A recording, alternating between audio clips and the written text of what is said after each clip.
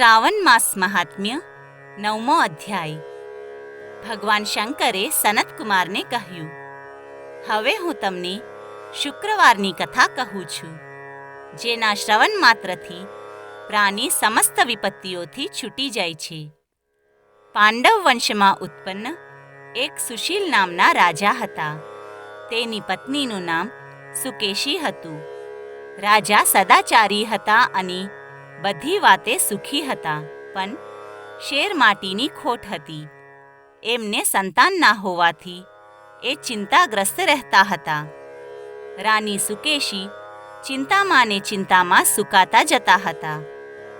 રાનીની એક દાસી સુયાનીનું કામ કરતી હતી.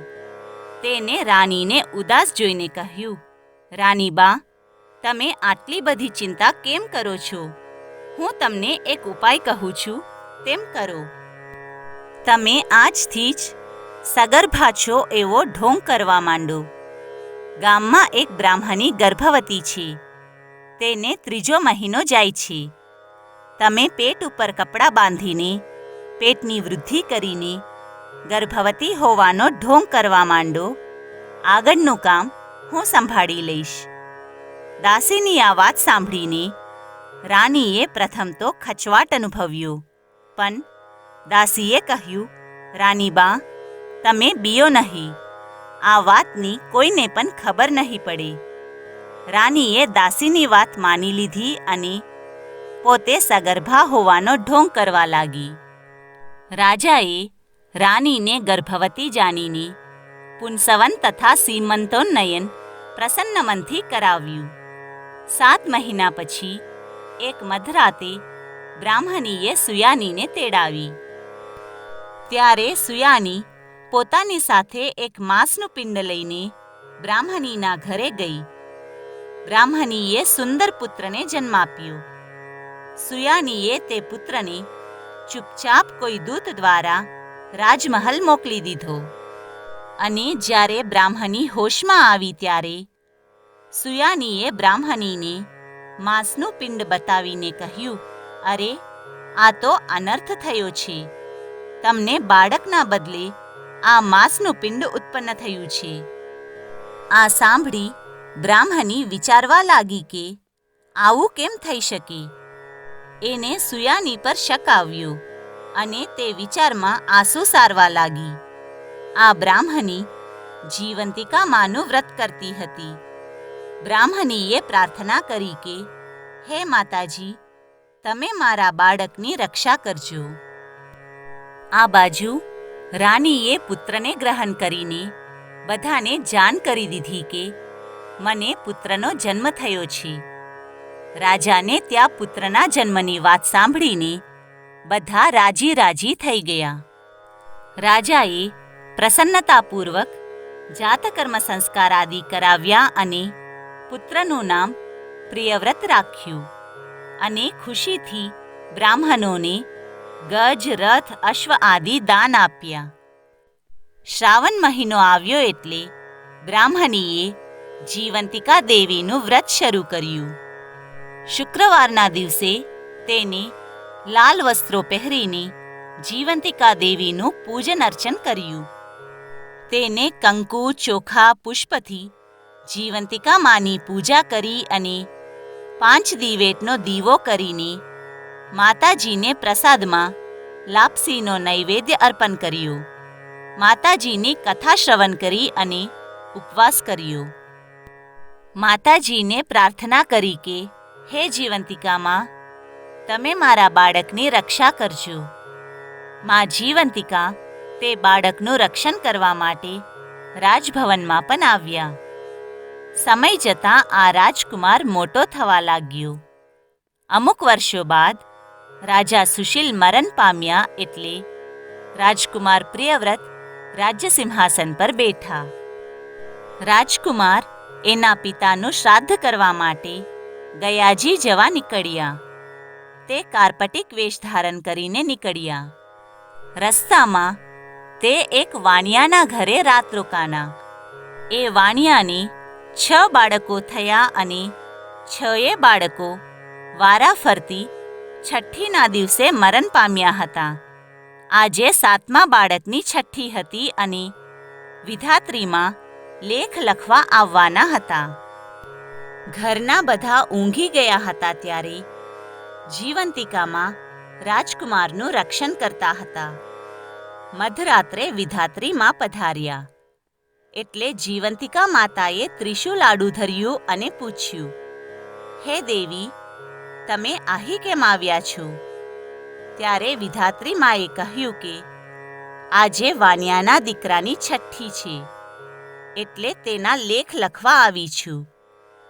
જીવંતિકા માએ પૂછ્યું, લેખમાં શું લખશો?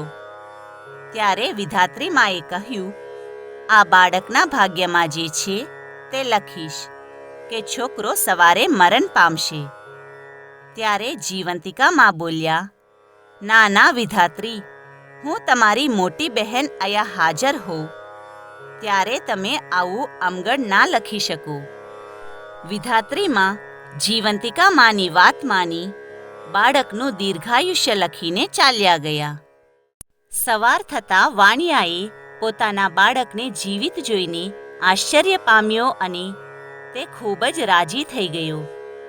તેને પ્રિયવ્રતને શુભ પગલાંના માનીને તેમની ખૂબ સરભરા કરી. બીજા દિવસે પ્રિયવ્રત વાણિયાના ઘરેથી જવા નીકળ્યા ત્યારે વાણિયાએ પ્રિયવ્રતને પાછા ફરો ત્યારે પોતાની ઘરે આવવાનો ખૂબ જ આગ્રહ કર્યો.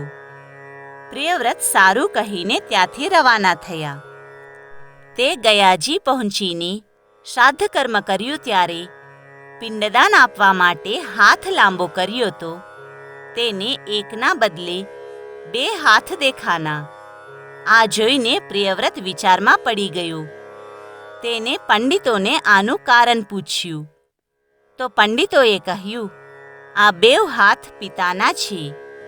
આની જાણકારી તો તમારી માતા જ આપી શકે છે.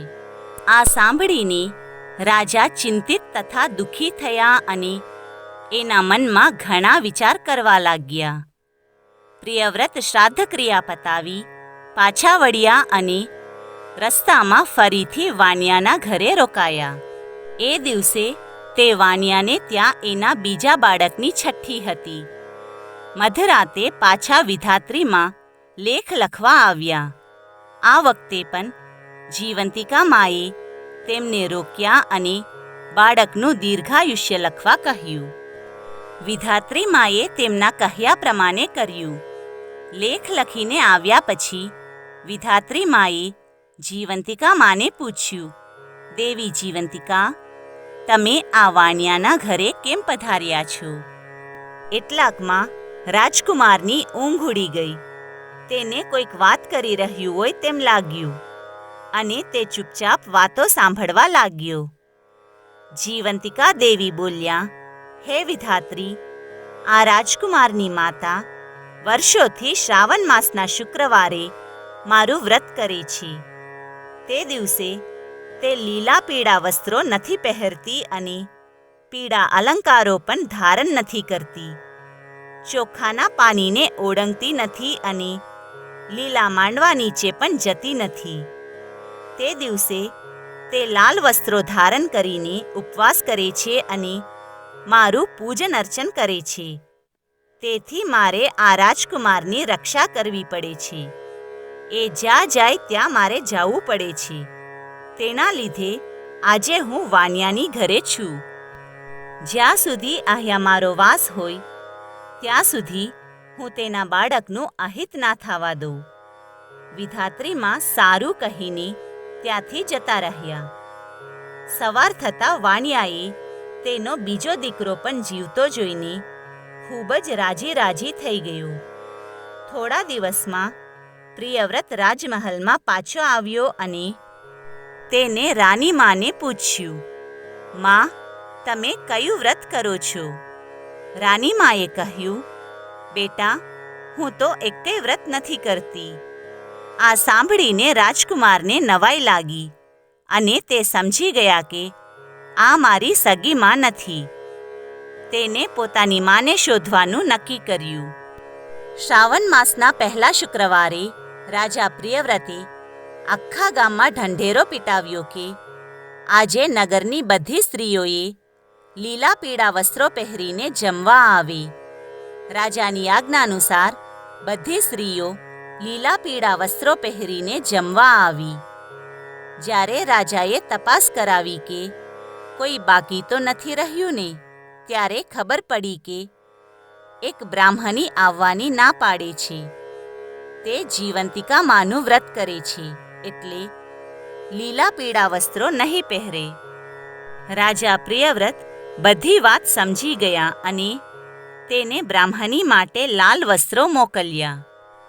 બ્રાહ્મણી લાલ વસ્ત્રો પહેરીને આવી. રાજા પોતાની માને જોઈને ખૂબ જ રાજી થઈ ગયા. મા દીકરો સામે સામે મળતા જ બ્રાહ્મણીના સ્તનમાંથી દૂધની સેર નીકળીને રાજકુમારના મોંમાં પડી. આ દૃશ્ય જોઈને બધા અચરજ પામ્યા. રાજકુમારે રાની માને આ બાબતમાં પૂછ્યું તો રાની માએ રડતા રડતા સદડી હકીકત જણાવી દીધી. રાજકુમાર પેલી બ્રાહ્મણીને માં કહીને ભેટી પડ્યો અને રાજકુમારે તેના માતા પિતાને પોતાની સાથે રાજમહેલમાં રાખ્યા. એક દિવસ રાજકુમારે રાત્રે જીવંતિકા માને પ્રાર્થના કરી કે હે માં જીવંતિકા, મને જન્મ દેવાવાળા પિતા તો જીવિત છે, તો મને ગયાજીમાં પિંડદાન વખતે 2 હાથ કેમ દેખાયા? ત્યારે જીવંતિકા માએ સ્વપ્નમાં દર્શન આપીને કહ્યું કે હે રાજન, મેં તમને વિશ્વાસ દેવડાવવા માટે આ માયા કરી હતી. આમાં તમે કંઈ સંદેહ નહીં કરતા. ભગવાન શંકરે સનતકુમારને કહ્યું. જીવંતિકા માના વ્રતના પ્રભાવથી બ્રાહ્મણીને પોતાનો પુત્ર પાછો મળ્યો અને માતાજીએ તેનું રક્ષણ કર્યું. શ્રાવણ માસના શુક્રવારના દિવસે જે કોઈ જીવંતિકા માનું વ્રત કરે છે, આ મહાત્મ્યને કહે છે કે સાંભળે છે, તે પ્રાણી બધી ઈચ્છાઓ પ્રાપ્ત કરી લે છે.